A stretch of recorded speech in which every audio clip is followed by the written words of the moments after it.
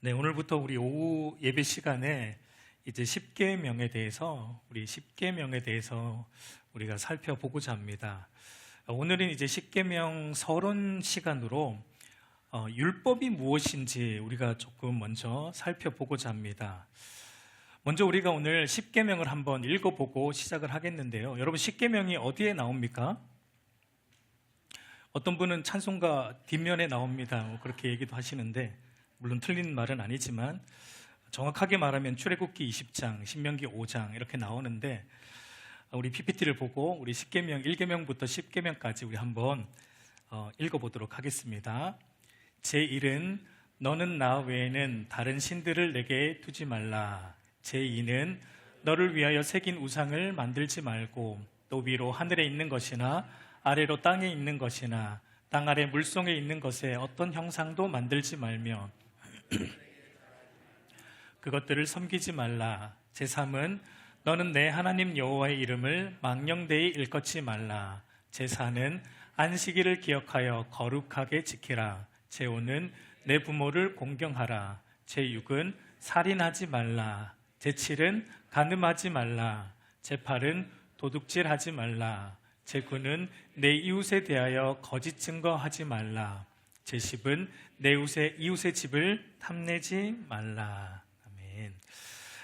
여러분, 십계명을 우리가 보았지만 여러분, 십계명이 조금 어떤 느낌으로 우리에게 다가오는지 모르겠어요. 우리가 읽었지만 십계명의 모든 항목들은 이렇게 하라, 그리고 이렇게 하지 말라라는 우리가 해야 되는 의무 조항과 그리고 하지 말아야 되는 금지 조항으로 되어 있는 하나님의 명령들이기 때문에 사실 내용 자체만 놓고 보면 조금 무거운 느낌이 있는 것도 사실이에요. 여러분, 교회 나오기를 좀 꺼려하는 분들 중에 많은 분들이 이런 얘기를 하죠. 교회 가면 뭘 자꾸 하지 말라고 하는 것이 이렇게 많은지, 그것도 하지 말라는 것들을 보면 내가 다 하고 싶은 것들인데 자꾸 하지 말라 그러고, 반대로 내가 하기 싫은 건 또 자꾸 하라고. 11조 해라, 헌금해라, 주일 성수해라, 예배 빠지지 말라. 자꾸 내가 하기 싫은 건 또 하라고 하는 이런 것들 때문에 조금 교회에 나오기 싫다라고 말하시는 분들이 있습니다. 여러분, 믿지 않는 사람들은 그러니까 십계명이 어떻게 느껴지냐면 이렇게 하라, 이렇게 하지 말라라는 이런 하나님의 말씀이 우리에게 조금 강압적인 명령으로 느껴지면서 이것이 도리어 나의 자유와 행복을 제한하는 것처럼 느끼기도 합니다. 물론 우리는 믿는 자들로서 드러내놓고 그렇게 말은 안 하겠지만, 그러나 속으로 여러분, 교회 안에도 이런 십계명을 약간 그렇게 느끼는 분들도 덜어 있는 것 같아요.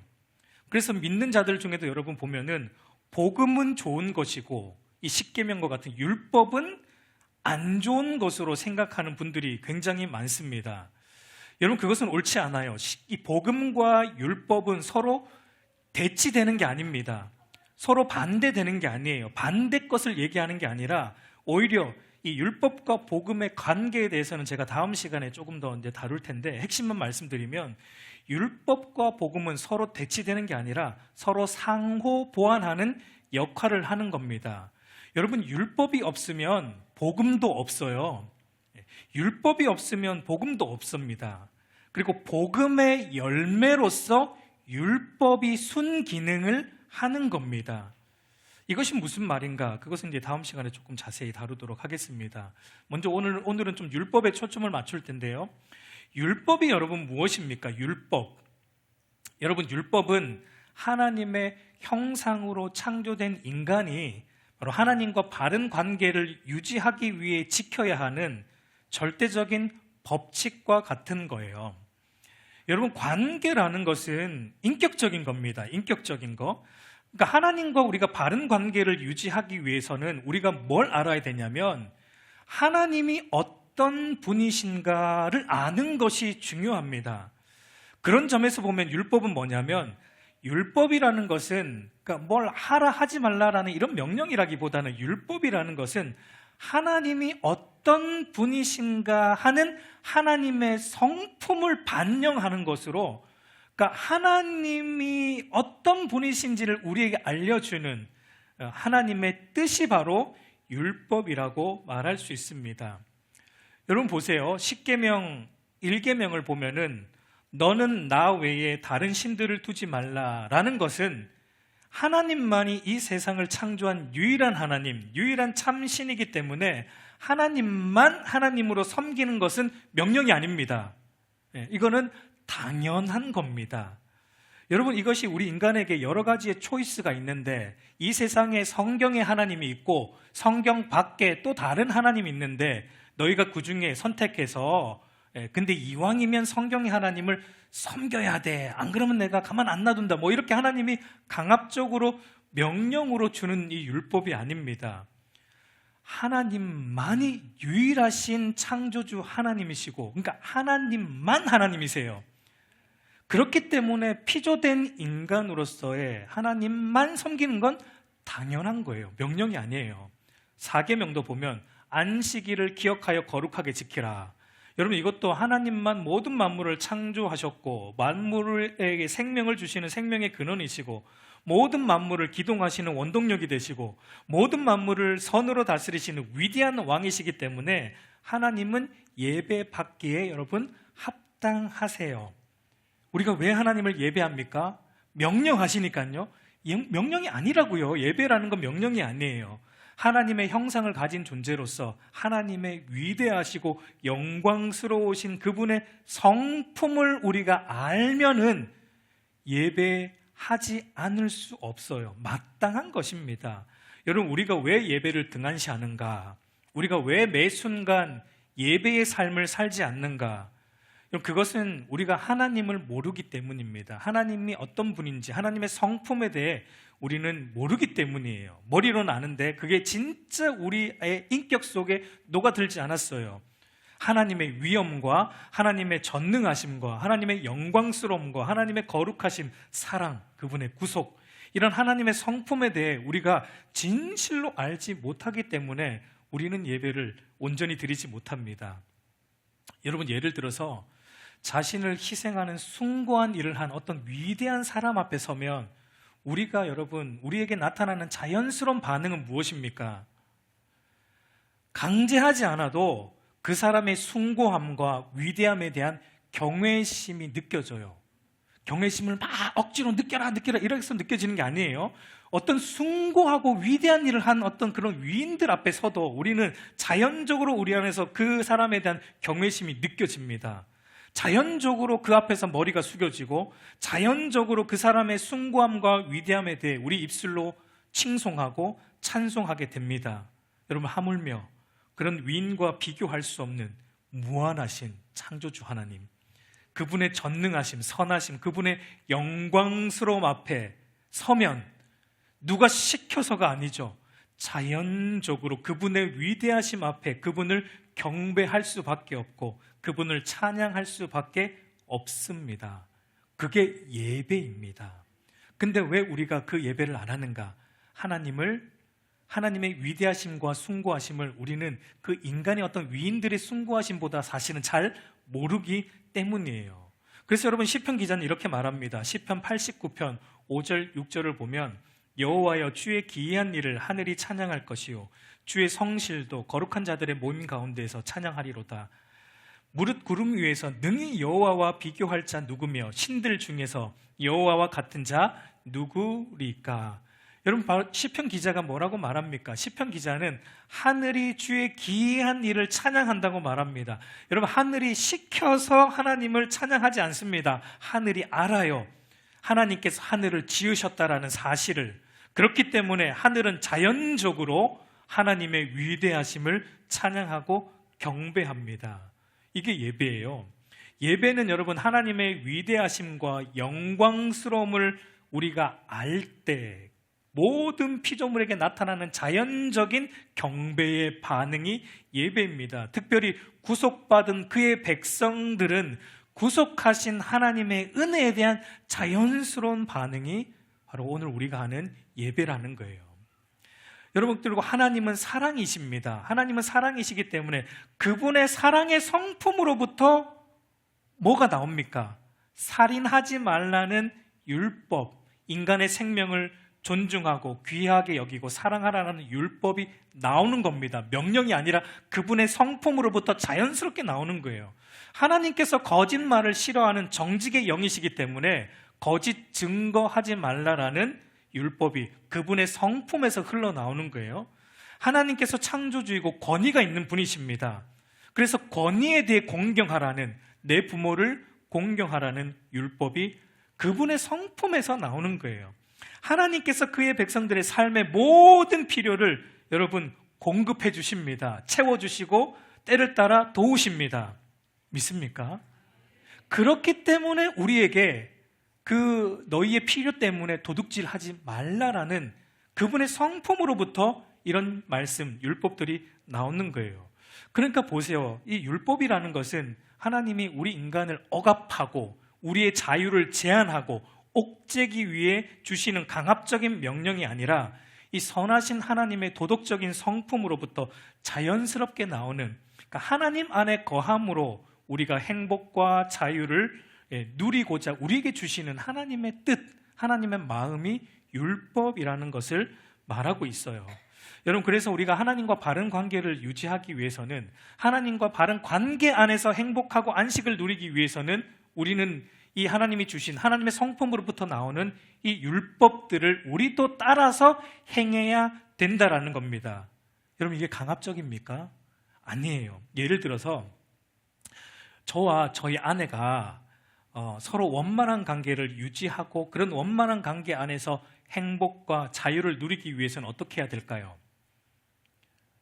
저와 저희 아내가 그런 원만한 관계 속에서 자유와 행복을 누리려면 어떻게 해야 되냐면, 저는 저희 아내가 어떤 성품의 소유자인지, 그리고 저희 아내는 제가 어떤 성품의 소유자인지, 그러니까 저는 저희 아내가 무엇을 좋아하는지 그리고 무엇을 싫어하는지, 이것은 여러분 저희 아내의 성품으로부터 나오는 기준입니다. 율법과 같은 거예요.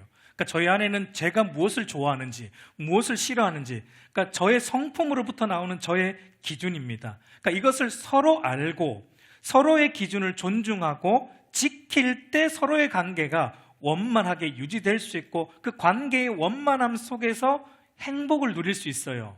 자유를 누릴 수 있습니다. 이것이 깨어지면 행복하지가 않죠. 함께 살 수가 없어요. 여러분, 율법은 바로 그런 역할을 하는 것입니다. 율법은 하나님의 성품의 반영으로 하나님이 좋아하시는 것을 우리도 하고 하나님이 싫어하시는 것을 우리는 피함으로 하나님과 우리가 인격적인 관계 안에서 사랑하고 행복과 자유를 누리기 위한 절대적인 기준이라는 겁니다. 여러분, 문자적으로 기록된 율법이 모세를 통해 이스라엘 백성들에게 주어졌지만 엄밀하게 말하면 여러분, 율법은 언제부터 있었습니까? 이미 창조 때부터 있었어요. 여러분, 창조 이후 하나님이 아담에게 뭐라고 말씀하셨죠? 모든 만물을 다스리고 생육하고 번성하는 일을 해야 된다. 그러나 하나만 하지 말라. 그게 뭐냐면 동산 중앙에 있는 선악과를 먹지 말라. 여러분, 이것이 뭡니까? 하나님과 아담 사이의 관계의 원만함을 유지하기 위해, 그래서 그 원만한 관계 속에서 에덴의 모든 좋은 것을 누림으로 행복과 자유를 누리기 위해서 지켜야 될 절대적인 기준, 율법입니다. 이것을 지키면 하나님 안에서 에덴의 모든 좋은 것을 누립니다. 에덴의 이름처럼 기쁨을 누립니다. 근데 이것을 지키지 않으면 어떻게 됩니까? 반드시 죽으리라라는 선포와 같이 하나님과의 관계의 끊어짐으로 오는 영적 죽음이 찾아올 것이고, 에덴에서 쫓겨나는, 에덴의 모든 좋은 것을 잃어버리게 되는 비참함에 처하게 된다라는 것을 보여주죠. 그러나 우리가 다 알듯이 아담이 하나님이 주신 이 행복과 자유의 기준인 율법을 따라 행하지 않고 어떻게 행했습니까? 자기 자신의 소견에 오른 대로 자기 기준으로, 하나님이 주신 기준이 아니고 자기 기분으로, 자기 기준으로 행복과 자유를 누리고자 아담이 선악과를 따먹었을 때 아담뿐만 아니라 인류 전체에 어떤 일이 일어났습니까? 하나님의 기준을 따르지 않고 자기 기준을 따라 살았을 때 그 결과, 죄의 결과로서 아담 자신도 생명의 근원이신 하나님으로부터 단절되는 영적 죽음에 놓였고, 모든 인류도 하나님으로부터 단절되는 영적 죽음에 처했고, 그리고 내 살 중에 살이요 내 뼈 중에 뼈라고 말하며 서로 사랑하던 인간 관계도 어떻게 해요? 이제 자신만 아는 자기 중심성으로 서로에게 책임을 전가하고 미워하는 것으로 그치지 않고 미워하는 그 사람을 살인하는 자리까지 가게 되는 깨어진 비참한 인간 사회, 인간 관계를 우리는 마주하게 됩니다. 그걸로 끝이 나지 않았죠. 인간의 죄로 인해 이 땅도 저주를 받아서 이 땅이 가시를 내기 시작했고, 그 가시가 인간을 찌르기 시작했고, 인간은 그 땅을 또 이 훼손시킴으로 자기의 필요를 채우고자 이 땅을 훼손시키는, 인간과 모든 자연 만물이 대적하는 깨어짐의 세상 역사가 여러분 기준을 떠남으로부터 시작된 것을 우리는 성경을 통해 봅니다. 여러분, 그 깨어짐의 역사가 지금 오늘까지 이어지고 있는 거예요. 그 깨어짐의 궁극적인 원인이 성경은 뭐라고 말하고 있습니까? 바로 우리의 행복과 자유의 절대적인 기준인 하나님의 율법을 버렸기 때문에, 하나님의 율법을 테두리 안에서 우리가 벗어났기 때문이다라고 말합니다. 여러분, 이 세상이 왜 이 모양 이 꼴입니까? 기준을 잃어버렸기 때문이에요. 절대적인 기준을 잃어버렸기 때문에 이 세상이 지금 그 깨어짐의 역사가 이어지고 있습니다. 여러분, 오늘 우리가 살아가는 이 시대를 뭐라고 말합니까? 포스트 모던 시대라고 하죠. 상대주의 시대입니다. 오늘날 상대주의 가치관은 행복과 자유를 위한 하나의 절대적인 진리, 절대적인 기준은 없다라고 말합니다. 인간의 행복과 자유는 하나의 절대적인 기준에 의해 정해지는 게 아니고 뭐에 따라 그 사람이 어떻게 받아들이느냐, 그 사람의 기분, 그 사람의 생각, 그 사람의 감정이 행복이라고 누리면 그게 행복이다. 그 사람의 감정이 자유라고 누리면 그게 자유다. 이게 상대주의입니다. 절대적인 우리의 행복과 자유를 위해 절대적인 기준은 없고 다 상대적이다. 그 사람이 어떻게 느끼느냐에 따라 행복은 달라질 수 있고 자유도 달라질 수 있다. 그러니까 기독교가 말하는, 십계명이 말하는 이렇게 하는 것이 행복이고 자유다라는 건 도리어 인간의 자유와 행복의 권리를 침해하는 것이나 다름이 없다라고 세상은 말합니다. 그래서 오늘날 시대 정신이 무엇입니까? 너가 기준이다. 너가 하고 싶은 것을 하며 살아라. 그것이 너의 자유고 행복이다. 그래서 여러분, 이제는 모두가 자기가 기준이에요. 내 생각, 내 감정, 내 느낌이 기준입니다. 그래서 내가 보기 좋으면 좋습니다. 내가 보기 싫으면 싫은 거예요. 한마디로 오늘 이 시대는 여러분 절대적인 기준을 잃어버린 시대, 기준이 무너진 시대입니다. 근데 여러분, 성경은 이걸 뭐라고 그러죠? 성경은 이것을 뭐라고 말합니까? 이것을 죄라고 말합니다. 여러분, 죄라는 말이 히브리어로, 원문으로 보면 히브리어로는 하타트라는 말이고 헬라어로 보면 하말테아라는 말입니다. 이 뜻이 뭐냐면 빗나가다, 관역에서 벗어나다, 중도에서 방향을 잃어 목적지를 상실하다라는 의미가 있습니다. 그러니까 여러분, 인간은 하나님을 향하여 창조되었어요. 인간은 하나님의 뜻을 따라 살도록 창조되었습니다. 하나님의 뜻 안에 거함으로 행복과 자유를 누리도록 세팅이 되었고 창조되었습니다. 기준이에요. 근데 그 기준을 벗어난 것이 죄라는 겁니다. 죄는 우리를 창조하신 하나님의 기준을 해서 벗어나서 이제 내가 기준이 된 거예요. 그래서 내 생각이 앞서고 내 기분이 앞서고 내 감정이 앞서서 판단하고 결정하고 살아가는, 이것이 바로 성경이 말하는 죄라는 겁니다. 여러분, 이것을 가장 잘 보여주는 성경이 어디일까요? 사사기죠. 사사기. 우리 사사기 21장 25절 우리 한번 같이 읽어보겠습니다. 그때 이스라엘에 왕이 없으므로 사람이 각기 자기의 소견에 오른 대로 행하였더라. 여러분, 왕이라는 것은 절대적인 기준입니다. 왕은 절대적인 기준이에요. 하나님은 이스라엘의 왕이십니다. 그 말은 이스라엘의 절대적인 기준은 하나님이시라는 거죠. 근데 이스라엘 백성들이 어떻게 살았습니까? 왕이 없으므로. 하나님이 그들의 기준이 아니었어요. 하나님이 그들의 왕이 아니었어요. 뭐가 기준이었습니까? 각기 자기 소견이 기준입니다. 각기 자기 소견에 옳은 대로 살아가는 것, 자기가 기준이 되어 살았습니다. 그런데 여러분, 사사기를 한번 꼼꼼히 읽어보세요. 사사시대가 어떤 시대입니까? 무법천지의 시대, 그 어디에도 안식과 평안이 없던 시대가 사사시대입니다. 여러분, 사사기를 읽어보면 예배가 전부 형식적이에요. 서로에게 진실된 관계가 다 깨어졌습니다. 헛된 맹세가 난무합니다. 도둑질이 난무합니다. 협박이 난무합니다. 납치가 아무렇지도 않게 일어납니다. 동성애가 아무렇지도 않게 일어납니다. 강간이 아무렇지도 않게 일어납니다. 살인이 아무렇지도 않게 일어납니다. 우상 숭배가 일상화되어 있는 시대가 사사시대. 여러분, 오늘 우리가 살아가는 이 시대와 동일합니다. 여러분, 역사는 반복돼요. 과거나 현재나 이런 시대가 변하고 뭔가 문명이 발달했을지라도 여러분, 역사는 똑같아요. 여러분, 인간 본성이 변합니까? 과학이 발달하고 교육 수준이 높아지면 인간 본성이 달라집니까? 이때 인간의 죄성이나 지금 인간의 죄성이나 부패한 죄성은 동일합니다. 동일합니다. 여러분, 인간이 기준이 되어 살아가면은 그 사회는 타락할 수밖에 없습니다. 부패할 수밖에 없어요. 근데 여러분, 우리는 착각을 합니다. 내가 원하는 것을 하고 내가 바라는 것을 하면 내 마음대로 사는 게 내 자유로, 내 행복이라고 우리는 착각을 하지만, 여러분, 성경이 우리에게 말하는 것을 귀 기울여 들으세요. 자기 소견에 옳은 대로 살아가면 나만 불행해지는 게 아닙니다. 내 주변도 불행해지고 이 사회 전체가 불행해진다고 성경이 진단하고 있어요. 여러분, 예를 들어서 교통법규를 생각해 보자고요. 여러분, 교통법규는 운전자들이 지켜야 하는 절대적인 기준입니다. 그런데 여러분, 운전자가 절대적인 기준인 교통법규를 무시하고 30km로 달려야 될 학교 주변에서 오늘 내 기분과 감정에 따라 오늘은 100km로 달리고 싶으니까 100km로 달리고, 100km로 달려야 될 고속도로에서 오늘 내 감정과 기분에 따라 조금 여유를 부리고 싶으니까 30km로 달리고, 그럼 여러분 어떻게 됩니까? 나만 불행해지지 않습니다. 큰 사고로 이어지고 나만 다치고 나만 불행해지는 게 아니라 다른 사람의 자유와 행복도 우리가 뺏게 되고 앗아가게 되고 사회 전체가 비참하게 되는 결과를 마주하게 돼요. 그러니까 여러분, 교통법규라는 거, 지켜야 되는 교통법규라는 게 우리에게 강제적인 명령이 아닙니다. 이런 교통법규라는 절대적인 기준은 우리의 자유와 행복을 억압하는 게 아니라 도리어 우리의 자유와 행복을 지켜주는 거죠. 유지시켜주는 것입니다.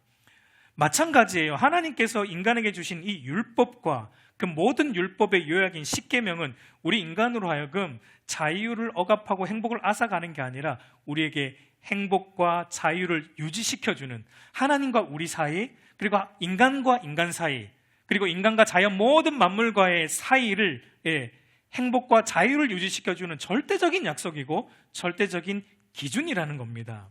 그래서 여러분, 율법을 받은 모세가 이렇게 말합니다.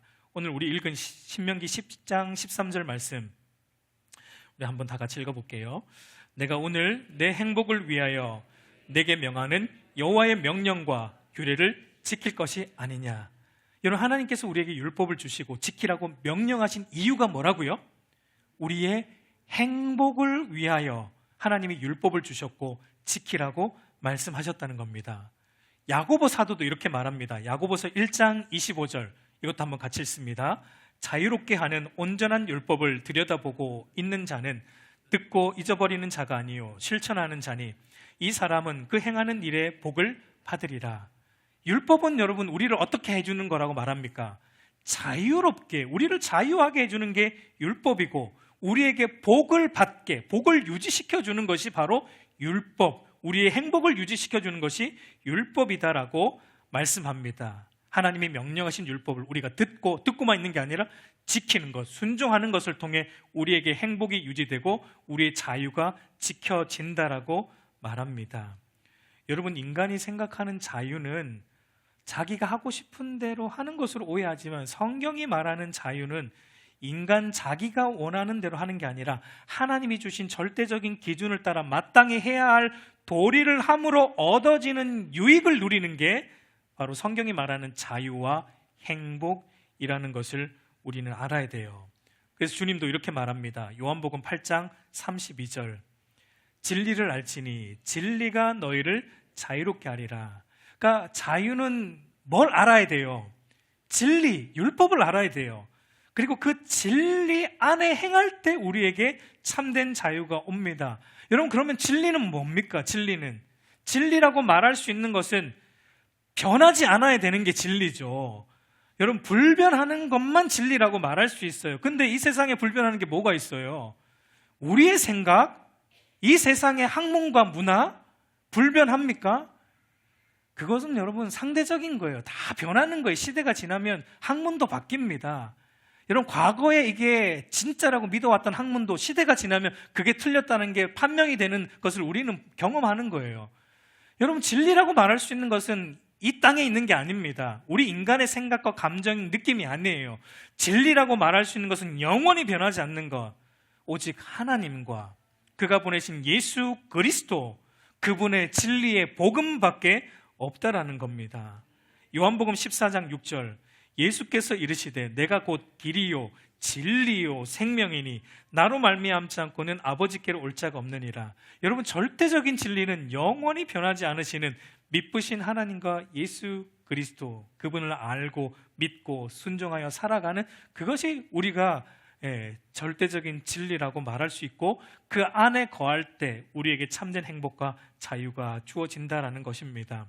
그러므로 여러분, 하나님께서 이렇게 하라, 이렇게 하지 말라라는 이 십계명의 말씀들은 우리를 올가매고자 하는 강압적인 어떤 전능한 신의 명령이 아니라 우리를 예수 그리스도 안에서 회복하여 율법을 통해 하나님을 더 깊이 알게 하시고, 하나님의 뜻이 나의 뜻이 되게 하시고, 하나님의 거룩하심을 따라 우리도 거룩하게 하시고, 하나님의 사랑을 따라 우리도 하나님을 마음과 뜻과 정성을 다해 사랑하고, 하나님의 사랑에 기초하여 내 이웃을 내 몸과 같이 사랑하게 하시고, 하나님의 진실하심을 따라 우리도 진실함으로 살게 하시고, 하나님 안에서 만족과 기뻐하는 참된 하나님 나라의 삶으로 우리를 인도하시는 우리의 행복과 자유를 위한 하나님의 기준이 율법이고 십계명이다라는 것을 우리는 먼저 기억해야 돼요. 이제 우리가 앞으로 살펴보게 될 여러분, 십계명은 그런 의미입니다. 여러분, 십계명은 하나님께서 예수 그리스도를 통해 우리의 심령 속에 회복하여 주신 하나님의 마음이에요. 여러분, 모세가 시내산에서 십계명의 두 돌판을 받았습니다. 두 돌판을 받았어요. 그런데 여러분, 그 두 돌판을 받고 모세가 받았을 때 이스라엘 백성들은 뭘 하고 있었죠? 그 밑에서 금송아지를 만들어 우상 숭배하고 있었죠. 그러니까 모세가 하나님으로부터 십계명 받고 있는데 밑에서 이스라엘 백성들은 십계명 1계명을 어기고 2계명을 어기고 3계명을 어기고 10계명까지 그 밑에서 다 어기고 있었습니다. 그래서 모세가 그 돌판을 가지고 내려오다가 어떻게 합니까? 던져서 깨트려 버립니다. 여러분, 이것이 무엇을 의미하냐면 우리 인간은 스스로 우리의 힘과 의지로는 하나님이 주신 율법을 온전히 지킬 수 없다는 것을 의미해요. 그렇기 때문에 여러분, 하나님께서 예수님을 보내주신 겁니다. 신약에 다시 예수님을 우리에게 보내주셨어요. 참 모세이신 예수님을 보내주셔서 예수님을 통해 다시 이제 우리에게 율법을 선포하십니다. 그게 뭡니까 여러분? 그게 뭐예요? 어디에서 그 일을 하셨습니까? 우리가 지금 1년 동안 보고 있는 산상순, 모세가 시내산에서 율법을 받았을지, 예수님이 그 팔복의 산에서 율법을 다시금 예수님께서 우리에게 선포하여 주시고, 그리고 그 율법을 다 성취하신 성취자로서 예수님이 우리의 그 율법을 새롭게 주시고, 그분의 삶과 죽음과 승천과 성령 하나님을 우리 마음 가운데 보내주심으로 이제는 여러분, 돌판에 새겨진 율법이 아니라 우리 마음판에, 저와 여러분의 마음판에 성령을 통해 새겨진 하나님의 율법, 기준이 되게 하시고, 무너진 이 기준 시대에 우리로 하여금 다시 기준을 세우게 하시고, 그 기준을 따라 우리가 즐거이 자원하는 심령으로 살아가는 은혜를 우리에게 회복하여 주신 거예요. 우리 사랑하는 성도 여러분, 이제 말씀을 맺겠습니다. 여러분, 이 십계명을 이제 우리가 앞으로 얼마간이 될지 모르지만 우리가 살펴보는 이 시간들을 통해서 우리가 하나님을 더 깊이 알아가는 은혜가 있기를 간절히 소망합니다. 여러분, 이 십계명을 보면은 하나님의 마음이 여러분 보여요. 우리를 하나님이 얼마나 사랑하시는지, 우리에게 얼마나 이 행복과 자유를 하나님이 주고 싶어 하는지, 제발 이 십계명의 테두리에서만 거해라. 그러면 내가 이 복을, 이 행복과 자유를 물붓듯 부어주고자 하는 하나님의 마음이 여러분 읽혀집니다. 우리가 십계명을 살펴보는 이 시간들을 통해 그 하나님의 마음을 우리가 깊이 깨달아 알아가기를 간절히 소망해요. 여러분, 우리가 그게 왜 중요한가? 우리는 하나님을 아는 만큼 예배할 수 있고, 하나님을 아는 만큼 하나님을 섬길 수 있어요. 우리가 하나님을 이만큼 아니까 이만큼밖에 예배를 못합니다. 여러분, 예배가 왜 지루하고 왜 감격과 기쁨이 없어요? 하나님을 그만큼 알고 있거든요. 내가 하나님을 감격 없는 하나님으로 매일 만나고 있으니까 예배도 감격이 없어요. 하나님을 아는 만큼 우리는 하나님을 예배하고 하나님을 아는 만큼 우리가 하나님을 섬기며 살아가는 겁니다. 여러분, 십계명을 통해서 우리가 하나님을 깊이 아는 은혜가 있기를 소망합니다. 여러분, 제 자신부터 그렇게 되기를 저는 너무 소망해요. 하나님을 새롭게 알고 싶고 하나님을 더 깊이 알고 싶습니다. 그 동일한 갈망과 은혜가 우리 알곡교회 안에 넘쳐나기를 우리 주님의 이름으로 축복합니다.